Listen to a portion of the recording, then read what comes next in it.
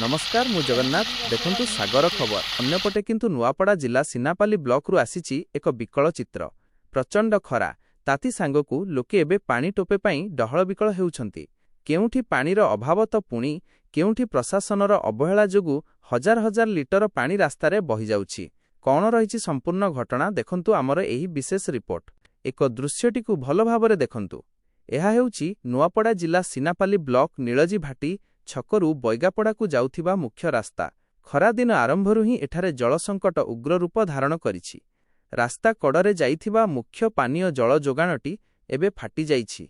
अभियोग अनुसारे किछि दिन पूर्वरू एही रास्तारे जेसीबी साहाय्ୟରେ कोनोसी काम चालिथिबा बेले असावधानता जोगु एइटी फाटी जाइथिला। किंतु दुखर विषय सप्ताहे परे मध्य एहार मरामती पई काहारी नजर पडुनाही। खरार ताती दिनकू दिन बढ़िबारे लागिछि। पारद 40 डिग्री उपरे रहुथिबा बेले घरे घरे एबे पानीर हाहाकार। विशेष करी रंधा बढ़ा पानीय जल एवं गाधुआ पाधुआ पाई लोके नाही नथिबा असुविधार सम्मुखीन हेउछंती।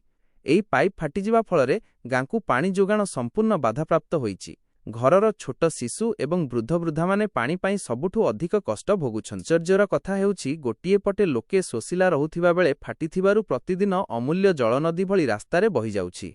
पानीर एभଳି अपचय देखि ग्रामवासींक मनरे तीव्र असंतोष प्रकाश पाइछि।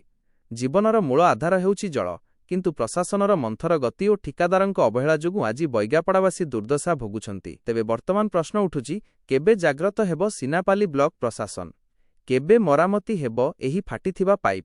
स्थानीय ग्रामवासी एबे जिला प्रशासनकु नम्र अनुरोध करिछंती जे तुरंत एही समस्यार समाधान करा जाऊ एवं लोकंकु शोषरू मुक्ति दिया जाऊ। आमे मध्य सागर खबर माध्यमरे एई संवेदनशील खबर उपरे नजर रखिछु। एभଳି नुआ नुआ खबर पई आम चैनल को लाइक शेयर एवं सब्सक्राइब करंतु। निरपेक्ष खबर सबुबेले आपणक सह। ब्यूरो रिपोर्ट सागर खबर। नमस्कार, आपण देखुछंती सागर खबर।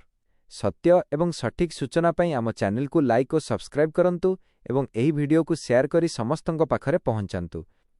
धन्यवाद।